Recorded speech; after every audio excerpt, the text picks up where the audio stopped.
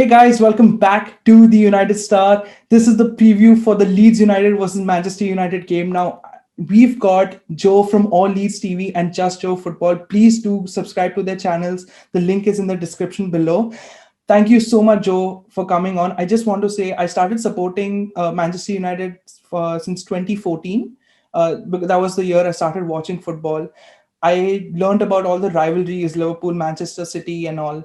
But the rivalry that made my eyes look was the Leeds United versus Manchester United rivalry, the Roses rivalry, because Yeah. at that time Leeds were of course not in the Premier League, and I was like, how do we have a rivalry with Leeds Mm. United? And then I went into the history of Leeds United, and today I want to say that Leeds United are a bigger club than Spurs or Man City.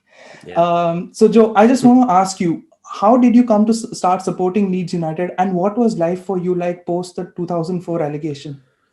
Yeah. Well, obviously, growing up in England, football's such a big thing, especially as a young kid. And my older brother supports Leeds United. My mum's partner at the time supported Leeds United, and we were the number one team in Yorkshire, the pride of Yorkshire, being in the Premier League. So naturally, I just gravitated towards Leeds United. Growing up, there was a lot of my friends that were Manchester United fans, Liverpool fans, other big clubs, and we were in that group when I was growing up.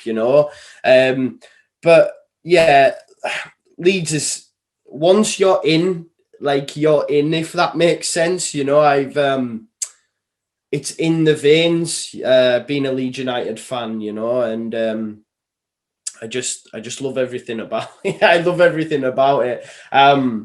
Yeah, marching on together. You can find a Leeds United fan anywhere in the world. We do a salute marching on together, and Leeds as it is, and you can see anywhere in the world. I assume I would come to India, and if I wore my Leeds top, I would find a Leeds fan, and we would do the salute. So it was just through growing up, really, mate. I've always followed Leeds United. As for when we were relegated, it was tough. It was very, very tough, as you can imagine, going from Champions League, going to the semi-final to then being relegated and losing unbelievable players. Rio Ferdinand being one of them, an amazing, centre back.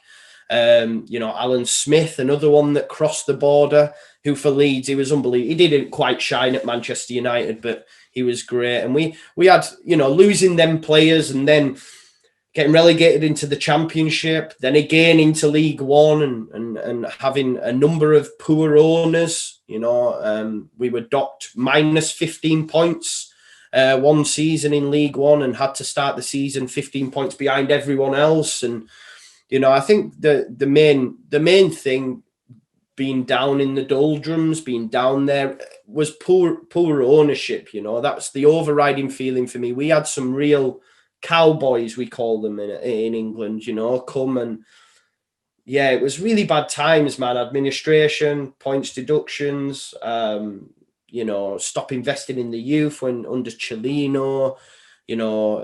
We had tiles falling off the swimming pool, like, because it wasn't being kept.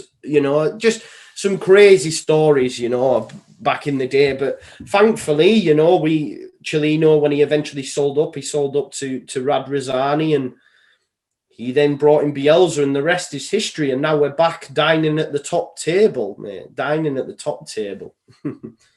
So it's good you mentioned the fact that you guys are back up, and I'm personally excited. I was really excited to see you guys face us in the reverse fixture. What was it like for you guys? 17 years, 16 years in the Championship and League One. What was it for you guys like to come back to the very top of English football? Honestly, it's been everything. I wasn't, as a kid growing up, I wasn't fortunate enough to have a season ticket or go to games when the Champions League era was on, because my family didn't have much money growing up. But when I was old enough to get a job and pay my own way, that's when I got a season ticket. So unfortunately, I didn't experience Premier League football in the flesh. I wasn't lucky enough. So for me, it was like, oh, we're back. The disappointing thing was the fact that we didn't get to experience promotion in the stadium due to COVID, which was disappointing. But just being back with the big boys, where I believe Leeds United belong, was amazing. You know, that first game against Liverpool, you know, that humdinger of a tie. It was a brilliant tie, and the way we've attacked the Premier League that a lot of Leeds fans knew we would. You know, under Bielsa, the style that he plays, and yeah, it was. It's been amazing. I can't wait now for next season, because now we're going to be able to go back to games, and then it'll feel even more real than it does at the moment. Right, but something that happened earlier this season when you faced your greatest rival in Manchester United, you guys lost 6-2. What was your reaction to that, and how have Leeds kind of bounced back to that, to going on to beating the likes of Man City and all? A brilliant victory, if I might add, a couple of weeks back. Yeah, it was tough. It was tough, you know, waiting 16 years to play you in the top flight and to get beat 6-2. It was so bad. So bad. Like, because as well, obviously in 2010, you know, we beat you in the FA Cup, you know, and we was in League One at the time, and you know, Alex Ferguson was there. You had some good players, and we had that moment, you know, that we could always say, yeah, but we sing about that moment in January the 3rd. Remember the date? We beat the team that we love 2-8. Anyway, that's it. But that's for me gone now, because when we came into the Premier League, Man United beat us 6-2. So it was like, you know. But since that defeat, you know, I know one thing for sure is that even if we lose at the weekend, it's not going to be nowhere near the same scoreline, because Bielsa has made little tweaks. I think Ollie got his tactics right on the day. You know, he used Bruno to move Calvin around the pitch, meaning there was a lot of space for McTominay to run into, and McTominay turned into Paul Scholes for the afternoon. Yeah, it was really tough, but we have made slight tweaks now. And as you can see, you know, in the last 5, we drew with Chelsea, drew with Liverpool, and beat Manchester City. So that's not an easy thing to do, let alone for a newly promoted side. Right. Despite that 6-2, many of us in the United side itself feel that Bielsa is a very good coach. A friend of mine, Prasham, who also is in the United Star, he rates him very high. What has life been like under Marcelo Bielsa since he took over the reins at Leeds? Yeah, it's been amazing. I have a tattoo of Marcelo Bielsa. I love the man that much. He has changed the football club right from the bottom all the way up. Of course, with the chairman help and stuff, but bringing him in, I'll never forget the first game in the Championship. The football that I saw was like nothing I've ever seen before from my side, you know. It's been amazing, and he's made me a better human as well. Like the way that he talks and stuff, you know, he makes you think about life differently. I don't know if you know the story, Sid, but when he first came in, he made the squad pick up rubbish, because he wanted them to realise what the average fan had to do in order to earn the money to buy a ticket. So he's that kind of guy. He really thinks about things, you know, differently. And you could never imagine Ollie telling Paul Pogba to go clean up some rubbish. It would never happen. It would never happen. So he's just an amazing human. And the style is just amazing. Like you say, even in that 6-2 against you guys, we still gave it a go. We still applied ourselves really well. And it's just been amazing. And I think if he stays, the longer he stays, the more chance Leeds will have of breaking into the top 6, the top 4, genuinely, because he's that good of a coach. I mean, the likes of Pep Guardiola, Diego Simeone, Pochettino, they all say he's like, you know, that's where they've got their style from looking at him. Right. I did not know about the story. This is amazing. It's good. Every footballer should know what the fans have to do to watch them play in the stadium. Now once you came back, of course there was these high spirits of playing Manchester United once again in the Premier League. But I think in the last week was a nightmare for every football fan out there when the ESL was announced, right? What was your reaction to that?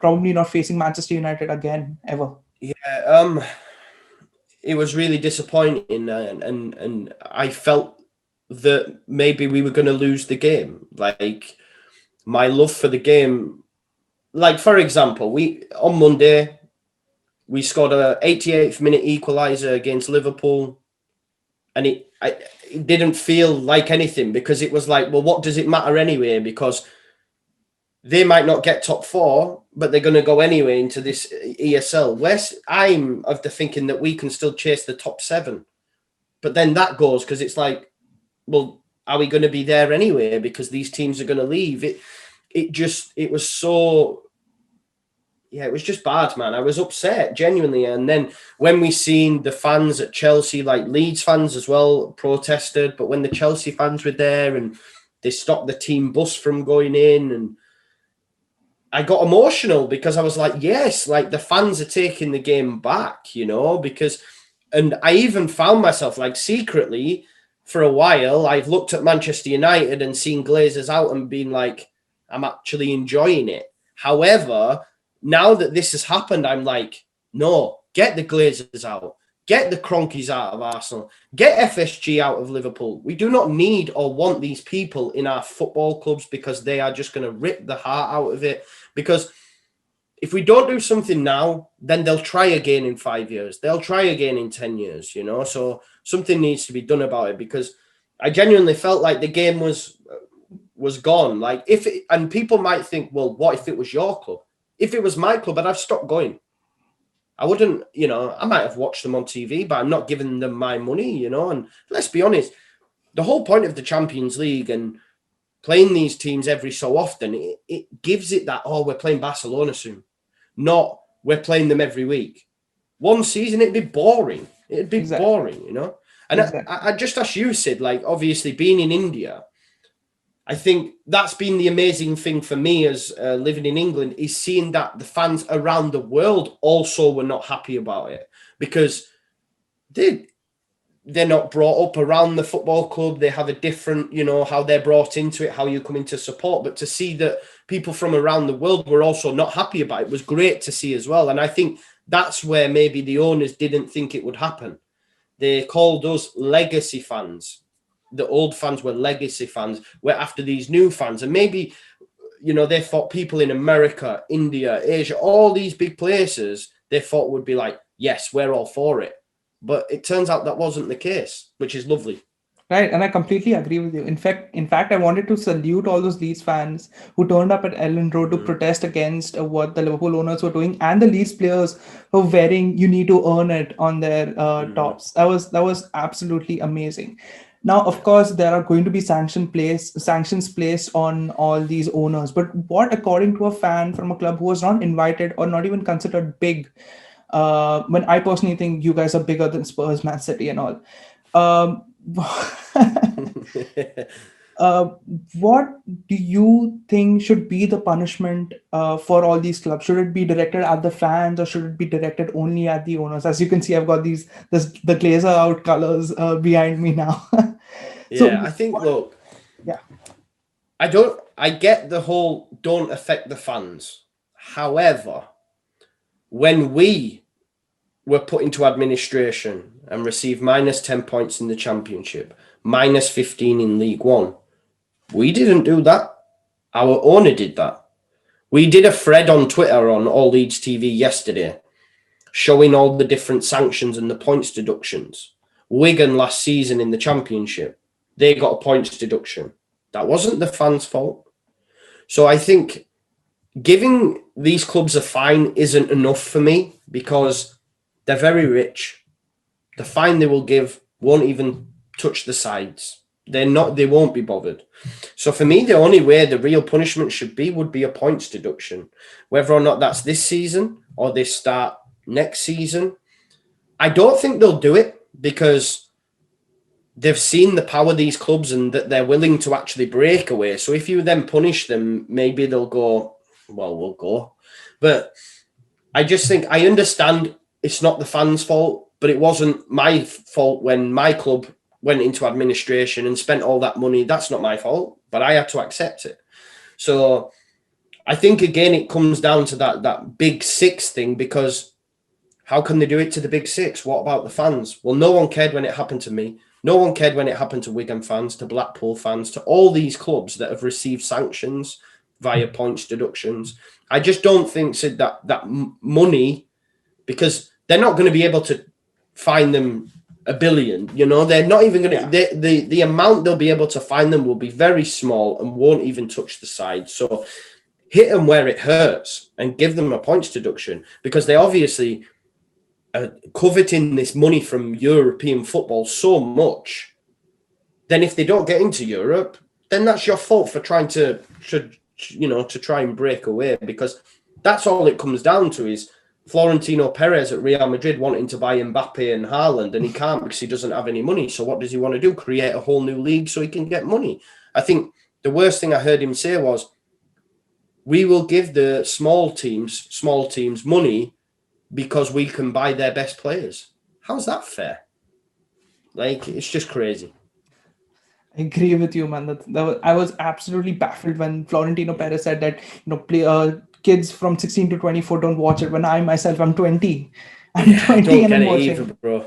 I think he thought it was like FIFA or something like that. Maybe, I don't know. Maybe he wanted to do like Ultimate Team cards and swapping players. I don't know. It's crazy. I don't know what was going on in his head. But coming back to the Leeds United Manchester United game, obviously Marcelo Bielsa had his press conference. And what are the major concerns for you from that press conference? Yeah, so Rodrigo's out. He's not had the best season anyway. He's had COVID, he's had injuries, so I don't think he'd have started anyway. But the big one's Rafinha. I'm assuming you'll have seen Rafinha this season. He's been our best, or one of the best players. He was taken out at City. Fernandinho, bad challenge, and since then he's not trained. He's not trained this week either. So he's very much touch and go. So that's the big one. I mean, maybe they'll risk him, but with him not training, I'm not sure. And the main concern is how good Luke Shaw's been. He'd have been on his side. So it's like he'd have given Luke Shaw a very tough game, whereas Costa, who may come in, I don't think will give Luke Shaw as tough as a game as what Rafinha would have. So they're the main concerns. Rodrigo's not going to play, and Rafinha's touch and go. Fingers crossed he makes it, because we need him. Right. And I've seen Rafinha this season, and I would rather take him over Jadon Sancho, because I think Rafinha is kind of the player we need. I mean, of course, Jadon Sancho is another level, but I think Rafinha, because of the relationship with the king right now, Bruno Fernandes, I think for us would be a very good player. And as you know, I think he has shown. I think he would get in. Yeah, sorry. Go ahead. Go on, Sid. I think he would get in all sides in the Premier League. Mm-hmm. He may not start at Liverpool. He may not start Manchester City, but I think the rest of the sides he would start. He like you say, he would go straight into Manchester United's side. Right. I agree. Yeah, of course. So what are your predicted lineups after this whole injury update? Yeah, so we will have Ilian Meslier in goal. Left back will be Gianni Alioski. Centre back will be Pascal Struijk, who we call Virgil van Struijk, by the way. Yeah, he's great. Diego Llorente. Right back will be Luke Ayling. We'll have Calvin Phillips just in front of him. And then in the midfield two, you will have Dallas and Tyler Roberts. Out on the right will be Helder Costa. Fingers crossed Rafinha makes it, fingers crossed. On the left, Jack Harrison, and up front will be Patrick Bamford. Right. So I'm just going to give you my predicted 11. I think Dean Henderson in goal, Aaron Wan-Bissaka, Maguire, Lindelof, and Luke Shaw. I think it's going to be McTominay who plays because of last time. Yeah. So I think it's going to be McTominay, Fred as a pivot, Bruno, Pogba on the left, Cavani up front, Greenwood on the right. And like you said, I think Luke Shaw will give a very good test to your right winger, Helder Costa, right? Yeah. Yeah, So yeah. what is your predicted scoreline for this game, and who are the players you would watch out from Manchester United other than Bruno Fernandes and Scott McTominay? Well, of course, Bruno, right? Bruno, yeah. Cavani. Cavani's he's an elite level striker. He knows where the back of the net is, and he's someone we need to be wary of. Pogba has come into some form of late. I thought he was brilliant against Tottenham. I watched that game. I thought he was really good. So they would be, and Luke Shaw as well. Luke Shaw at left back, Pogba. Greenwood's tricky as well. I mean, I don't know. Maybe he goes with Dan James like he did in the first game. I don't know. Maybe. But Greenwood's very tricky. But yeah, look, Man United are a fantastic side. You know, or maybe. I mean, Lindelof, McTominay. I know he scored 2, but I'm a bit like, But the rest of them are good, are very good players. You know, and. Yeah, we've got to be wary of them all, Sid. Got to be wary of them all. But score prediction wise, I always back my team. I don't think it'll be nowhere close to 6-2, and it could go either way. But I think it's going to be 2-1 Leeds. But it could easily be 2-1 Manchester United as well. I think it's going to be really, really tight. If we score first, we normally do well. But with Manchester United, you concede in the first half, then win the game in the second half. So maybe we should let you score first. I don't know. But I'm going to go 2-1 to Leeds. Right, I was actually going to go 2-1 to Manchester United. Anyways, guys, that was our preview for the Leeds United game. Thank you so much, Joe, for coming on. Do subscribe to All Leeds TV and Just Joe Football Show. The links are in the description. We will see you soon, and let us know what you think in the comments below. We'll see you soon. Thank you so much for watching.